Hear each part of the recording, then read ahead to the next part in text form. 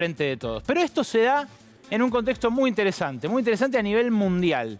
Este fin de semana vimos cómo el grupo de los siete países más poderosos del mundo, le dijeron a las grandes compañías multinacionales, en su mayoría norteamericanas, especialmente a las tecnológicas, a Google, Facebook, Amazon, a las compañías que más se han enriquecido y más han crecido en todo el mundo, le dijeron: necesitamos que paguen impuestos. Y se lo dijeron como se dice esa frase, cobrándolos, con un gesto muy enérgico que es haber subido al 15% la tasa mínima efectiva del impuesto a las ganancias de las corporaciones, de las sociedades. ¿Qué es lo que pasa en el mundo como para que Joe Biden, el presidente de Estados Unidos, ni más ni menos, haya impulsado una decisión como esta? Bueno, lo que está pasando es algo inédito. Fíjense ustedes, lo publicó el Wall Street Journal anteayer y da una idea de la dimensión del desastre. El paquete de Estados Unidos de respuesta a la pandemia del COVID-19 va a insumir de acá hasta 2024 4,4% del PBI norteamericano. Esto es 5,1 trillones de dólares. Es muchísimo más que los 1,8 trillones de dólares que insumió la salida de la crisis de 2008. La crisis de 2008 exigió por parte del gobierno de Estados Unidos un esfuerzo fiscal del 2,4% del PBI. Esta va a exigir un 4,4% del PBI. Y en menos tiempo. En menos tiempo. La crisis de 2008 se llevó puesta a toda Europa. Se llevó puesta a Grecia, España, Italia. Desencadenó una crisis global que incluso nos tocó a nosotros, que desencadenó también una crisis política importante en toda Latinoamérica. Ahora, esta es peor. Y hace falta más Estado que nunca. Eso es lo que dice Joe Biden. Ya, repito, no lo dicen círculos progresistas, no lo dice la izquierda, lo dice el presidente de los Estados Unidos. Hace falta más Estado que nunca. El problema es que el Estado tiene menos recursos que nunca. Porque hubo un proceso en estos últimos 20 años, dentro del proceso del neoliberalismo de los últimos 40 años, que fue vaciando al Estado y lo fue haciendo impotente, precisamente porque las empresas que más ganaban eran las que menos impuestos pagaban en todo el planeta. Empresas offshore, entramados societarios con sede en guaridas fiscales, triquiñuelas contables para no pagar impuestos. Lo hacen las empresas que más facturan en la Argentina también. Y es un problema argentino también. La solución que propone Biden no es una solución para Argentina porque esa tasa del 15% la van a cobrar ellos entre los países del norte y las guaridas fiscales donde están sus empresas. Pero expone la magnitud del problema. Expone hasta qué punto estamos todavía en un proceso incipiente y con final completamente incierto. Porque este anarcocapitalismo que proponen algunos de los empresarios, de los tipos más ricos del mundo, es un capitalismo sin Estado. Es la mano invisible del mercado, ignorando que para aparecer tuvo que estar antes la mano pesada del Estado. Las calles cuestan plata, los puertos cuestan plata, el establecimiento de mercados cuesta plata. Y esa plata alguien la tiene que pagar, tiene que haber una recaudación detrás de eso. Bueno, los ricos del mundo hoy no quieren pagar. Y el Estado lo quieren, pero no quieren pagar. Jeff Bezos, el dueño de Amazon, es un paradigma de esto. Fíjense, acaba de anunciar que va a volar al espacio. Cuando yo era chico y soñaba con ser astronauta, había que estudiar 40 años para ir al espacio. No sé, ser ingeniero. Bezos no, es millonario nada más. Es el exponente de un nuevo tipo de superhombre que cada vez aparece más desapegado del 99,9% restante de la población. Ese es el contexto en el cual se mueve la Argentina hoy y ese es el contexto en el cual vamos a empezar a hablar de economía. Hoy no solo viene José Ignacio de Mendiguren, en un ratito Claudio Lozano y Pablo Manzanelli vienen a debatir la economía que viene. Ya las vacunas están llegando en cantidad. Muy probablemente en un mes y medio, 2 meses, tengamos la población objetivo vacunada. Cuando pase eso y empecemos a mover la rueda de la economía, como hace hoy Estados Unidos, como empezó a hacer España ayer, que empezó a recibir turistas, ¿qué va a pasar con ganadores y perdedores de esta pandemia? ¿Vamos a tolerar la desigualdad que se generó, que se potenció? ¿O vamos a intentar revertirla? Bueno, hoy acá en Brotes Verdes vamos a empezar a hablar de esto. Va a empezar a hacer lo que fue en sus inicios, un programa sobre economía. Porque es cierto, la pandemia nos tuvo que traer, es cierto, hoy vamos a hablar de la comparecencia de Pfizer en el Congreso y los 2 datitos que dejó, porque todavía estamos pendientes de eso, pero hay que pensar ya en el día después. ¿Cómo hacemos para que la Argentina, al levantarse, no se haga más injusta todavía de lo que se hizo cuando cayó? En este contexto es que aparece la pregunta, ¿qué Argentina quieren los dueños del país? ¿Qué Argentina proyectan los que, bueno, están en condiciones de proyectar y de influir sobre lo que nosotros vamos a hacer? Hoy asumió esta conducción de la UIA muy hostil con el gobierno y la semana pasada, la sociedad rural votó a un nuevo presidente. El nuevo presidente se llama Nicolás Pino y es un amigo de hace 30 años de Luis Miguel Echeverre, el exministro de Agroindustria de Macri, que antes también fue presidente de la Sociedad Rural Argentina. Un hombre que, bueno, todavía está dando respuestas a la justicia por varias causas. Un tipo que liberó apenas llegó de retenciones a todo su sector, pretendía que no hubiera ninguna injerencia del Estado también. Pero fíjense cómo Nicolás Pino intenta despegarse de Echeverre en este fragmentito de entrevista que le dio al sitio Agrositio, apenas asumió la semana pasada.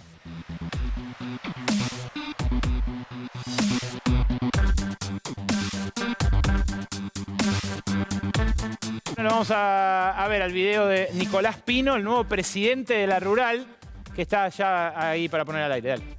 La línea del gobierno, que la política mala, que bueno, lo pone, este es muy amigo de Echeverre, entonces como Echeverre es de Macri o fue ministro de Macri, y este es el pollo de Echeverre, no, cosas totalmente distintas. Yo soy amigo de Luis Miguel Echeverre hace casi 30 años. Nos conocemos de chiquitos y hemos compartido muchas cosas dentro de acá de la sociedad. Eso por un lado, y yo a mis amigos los banco terriblemente. Después soy apolítico. Si bien tengo mis ideas y mi corazoncito para un lado o para otro, no me importa. Bueno, ya sabemos por lo general qué posición tienen los que se dicen apolíticos, pero lo que yo quiero graficar es hasta qué punto el empresariado, el Círculo Rojo, los dueños del capital, el poder económico de la Argentina, decidió confrontar con el gobierno. Confrontar con el gobierno de frente. No es que Daniel Pellegrina, el anterior jefe de la Rural, fuera kirchnerista o albertista. No, era el presidente de la Sociedad Rural. Lo que pasa es que tenía diálogo con el gobierno. Y lo mismo pasaba con Miguel Acevedo. También tenía diálogo con el gobierno. Quien lo reemplaza es este hombre, Daniel Funes de Rioja. Asumió hace un ratito, repito, fue un escándalo la asunción, en un rato vamos a ir a eso. Pero ¿quién es Daniel Funes de Rioja? No es un hombre cualquiera. Es un cuadro global del empresariado. Es un exponente internacional de las patronales. Es un tipo que fue representante muy sofisticado, un tipo muy sofisticado, abogado laboralista, con roce con toda la crema de la sociedad argentina, fue abogado de los Roggio durante muchísimo tiempo, bueno, armó estudios, forjó leyes con sus lobbies, hizo fortuna, por supuesto, pero además es muy reconocido como eso, como un exponente del gran capital internacional. Te voy a decir 3 datos de Funes de Rioja. En 2012-2013 se dio una discusión en la Organización Internacional del Trabajo sobre el derecho a huelga. La Organización Internacional del Trabajo, la OIT, tiene 100 años. Nació con el Tratado de Versalles, 1919.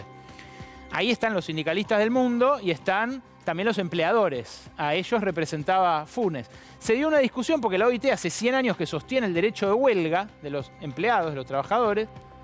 Y Funes de Rioja encabezó una ofensiva muy fuerte de las patronales en todo el mundo para que la OIT no tutelara incondicionalmente ese derecho de huelga. Decía, la huelga puede ser potestad de los sindicatos, no necesariamente tiene que estar garantizada a nivel internacional, hay que ver en cada país, claro. Hay que ver en cada país quiere decir que entrega la relación de fuerzas cada cada país y a sus trabajadores, ¿no? Otro dato, en la misma Organización Internacional del Trabajo, Funes, este ya lo conté, impulsó que se dejara de hablar de salario de subsistencia. Porque esto, que está contenido en nuestra Constitución Nacional, remite a que el trabajador tiene que ganar lo necesario para mantenerse él y su familia, o ella y su familia. Digo ella porque hay muchas cabezas de familia, son mujeres acá en Argentina. Muchas de ellas ganan por debajo de la canasta básica, muchas y muchos, y esto es un problema, por supuesto. Bueno, Funes decía, no tenemos por qué hablar de salario de subsistencia, y lo borró, eso sí lo consiguió hacer. Borró la idea de salario de subsistencia de la OIT. La tercera es más impactante, porque cuando ya gobernaba el macrismo hubo una discusión sobre el acoso sexual y laboral. El representante del macrismo en ese momento, el ministro de Trabajo, que creo era todavía Jorge Triaca, votó a favor del convenio de la OIT contra el acoso sexual. Funes se abstuvo. El empresariado argentino, en cabeza de Funes, se abstuvo. Este es el hombre que asumió hoy al frente de la Unión Industrial Argentina. Un hombre que es enemigo de los precios, precios cuidados, enemigo del programa que lanzó hoy el gobierno de Super Cerca como complemento de los precios cuidados, una lista de precios impresos directamente en las etiquetas. En general descree de toda regulación y toda intervención. Habla de triple cepo laboral, incluso ahora. Como si fuera un cepo la prohibición de despedir empleados durante la pandemia. O sea, un cepo, un instrumento de tortura. Una restricción, una cárcel, un grillete. ¿Para qué juega Daniel Funes de Rioja? ¿A qué juega el empresariado entronizándolo allí? Bueno, vale la pena volver un poquito para atrás, al inicio del gobierno de Alberto Fernández, y seguir esa línea de tiempo. ¿Me acompañás? ¿Me acompañás? Vamos a seguirla.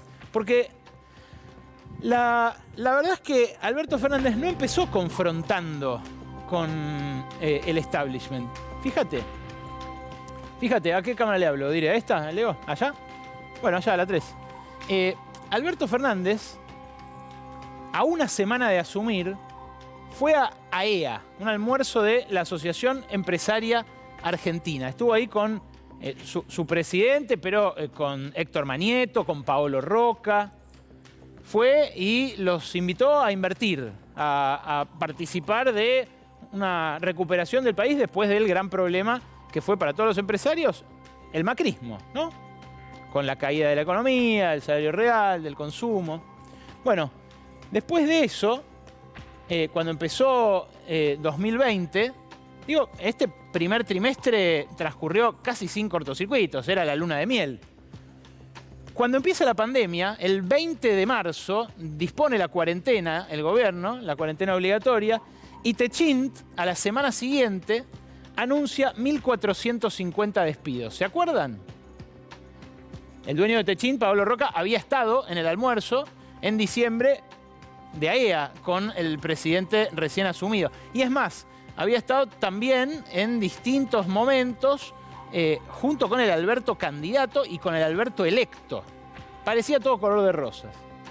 ¿Qué pasa el 30? El 30 le responde Alberto Fernández en una entrevista con Radio Con Vos, le dice, hermano, con la que ganaron y no pueden aguantar a los trabajadores un tiempito. Claro, en ese momento se creía que era un tiempito la pandemia, la cuarentena, pero Paolo Roca no revierte los despidos. Y se impone ese mercado sin controles que ahora quieren institucionalizar. En mayo empieza el pago de sueldos por parte del Estado. Acá empieza a aparecer ese Estado que, bueno, hace falta financiar porque sostiene en momentos críticos la actividad y las empresas. Se extiende la cuarentena, se prohíben los despidos, pero se mantiene todo más o menos durante mayo calmo. A principios de junio se da una situación muy curiosa. Paolo Roca asiste a una inauguración de un hospital en Pilar, del Hospital Solidario Austral. Alberto Fernández habla allí y parece que ya empezaba a estar todo mal porque no lo menciona a Paolo Roca, le agradece a varias fundaciones y Paolo Roca se va ofendidísimo. Dice, yo puse mucha guita ahí y ni gracias, ni gracias. Un hospital especialmente dispuesto para atender a los pacientes de COVID en esa zona norte de la provincia de Buenos Aires. El 3 de junio, 2 días después, hace una cumbre en Olivos, Alberto Fernández, con dueños de empresas. Está ahí Javier Madanes, está Mariano Bosch, de Adecoagro. Hay varios pesos pesados. Está también el presidente de la UIA, Miguel Acevedo, y varios otros. Pero ¿qué pasa el 8 de junio? Algo que para el establishment fue un parteaguas. El anuncio de la expropiación de Vicentín. La intervención y la expropiación de Vicentín. Esta intervención, que a la postre fue fallida, que no apareció, porque Perotti dijo, tengo una idea superadora, nunca apareció esa idea. Bueno, desató el principio de la guerra. Macri, que en ese momento estaba en la Costa Azul, empieza a operar desde allá para endurecer al empresariado, y el empresariado se endurece. Pero, ¿cómo reacciona el Frente de Todos? Porque también es interesante esto. ¿Cómo reacciona el kirchnerismo dentro del Frente de Todos? Habla Diego Genú en su excelente libro El peronismo de Cristina, de la guerra interminable con el establishment. Bueno, Máximo Kirchner, a quien cifran casi como el diablo los empresarios, fue a verlos a la mansión de Jorge Brito. Jorge Brito todavía vivía. Esto fue el 22 de junio y lo lleva Sergio Massa. Sergio Massa, un hombre de estrechísima relación con Brito, lo lloró como un padre. Lo lleva a él a verlos a Mindlin, a Acevedo, a Brito, a Jorge Brito hijo también, y a un contratista que se llama Hugo Dragonetti, que después dio positivo COVID, se armó todo un escándalo. Ahora, ese intento de acercamiento, que yo me consta porque hablé con todos los empresarios que estaban después ese día, y estaban sorprendidos, decían, me sorprende habían conocido a Máximo Kirchner y a Guado de Pedro en esa misma cena en la mansión de San Isidro. Estaban sorprendidos. No es el cuco que me habían dibujado, que me habían enseñado. Bueno, lo olvidaron rápidamente. Porque si durante julio se da toda la presión de Macri en tándem con Roca y después la pelea con Acevedo por tibio, digamos, porque no se había inmolado en contra de la expropiación de Vicentín, el 9 de julio aparece una última postal de armonía. La postal de cuando Alberto Fernández lanza el pacto social, pone a empresarios allí, a gremialistas también. Una foto algo criticada, había una sola mujer, pero bueno, una foto que todavía parecía hacer posible el diálogo. ¿Qué pasa después? Durante julio y agosto presionan muchísimo al empresariado, a EA específicamente, para que el gobierno cierre la negociación con las bonistas. Cuando la cierra finalmente Guzmán, con el 99% de adhesión, ni mu, nada, ni una sola palabra de congratulación, de celebración, de alineamiento, de acompañamiento, nada. AEA sí sale, la Asociación Empresaria Argentina, a criticar el tope a las subas de internet y de celular. Esa misma semana, la semana del cierre del canje. ¿Por qué? Porque tocaba Clarín. Porque Clarín es hoy un engendro que tiene celulares, internet, provisión de internet por cable, internet por celular y teléfonos. Bueno, sale AEA en contra de la regulación, que después recurren en la justicia y que termina naufragando allí también. Septiembre es eso. Septiembre termina, empieza octubre y empieza una respuesta un poco más fuerte del establishment. Una corrida cambiaria. La corrida de los dólares financieros, del blue, y la interna que se desata entre Martín Guzmán y el presidente del Banco Central, Miguel Pese. Se impone Guzmán, inicia un giro ortodoxo en lo fiscal, pisa el gasto. Ahora vamos a discutir eso también. Pero AEA parecía triunfante allí, salvo porque se aprobó el impuesto a las grandes fortunas. Otra vez AEA, Techín, Clarín, los lobbies más importantes del Círculo Rojo, se manifiestan en contra del gobierno. Se ven por última vez un último intento de acercamiento con Martín Guzmán a fines de noviembre. Pero rápidamente en público, cuando todavía Guzmán aparecía muy poderoso dentro del gabinete, Roca lo corre, Paolo Roca lo corre en público y le dice cuál es el gasto que puede tener un Estado si quiere crecer. Y le pide más ajuste fiscal. Esta es la crónica de un divorcio anunciado. Este es el intento que hizo el peronismo una vez más por tenderle una mano a un empresariado del cual se siente socio en la idea de crecimiento. Es muy curioso lo que pasa con esto porque el peronismo le dice a los empresarios, soltá algo, suelten algo, para que no pase Colombia, para que no pase Chile, para que no pase Perú, que en Perú está ganando por medio punto un candidato de izquierda dura, un tipo que quiere expropiar empresas. El peronismo le dice eso y le dice, mira, te conviene a vos. Y el empresariado dice que no. Yo estoy analizando esquemáticamente lo que ocurre a la luz de toda esta experiencia y en los 20 años que llevo siguiendo específicamente el comportamiento de este empresariado. Porque de vuelta, ¿qué país quieren los dueños de la Argentina? ¿Un país sin Estado que no recaude impuestos? ¿Un país que no planifique? Porque esa es la historia de nuestro país de la dictadura para acá. Y muy bien no nos fue, ¿eh? Muy bien no nos fue. Estamos estancados en niveles del 74 en muchos aspectos y con una pobreza que hoy es del 42% y en ese momento era del 7%. Pero ese estado presente, ese estado que empuje la reactivación, es el que les convendría a las pymes, a las industrias. Las industrias son tomadoras de precios y dependen del mercado interno que hoy está famélico. ¿Qué les conviene? ¿Un ajuste o una recuperación de los salarios? A mí me da la sensación de que lo último, por los empresarios pyme que trato, también todos unánimemente dicen eso. A las grandes pareciera importarles otra cosa. Una suerte de cogobierno y de acumulación, más del stock que del flujo, más de la que tienen ya fuera que de la que generan acá adentro, trabajando y movilizando la economía. Eso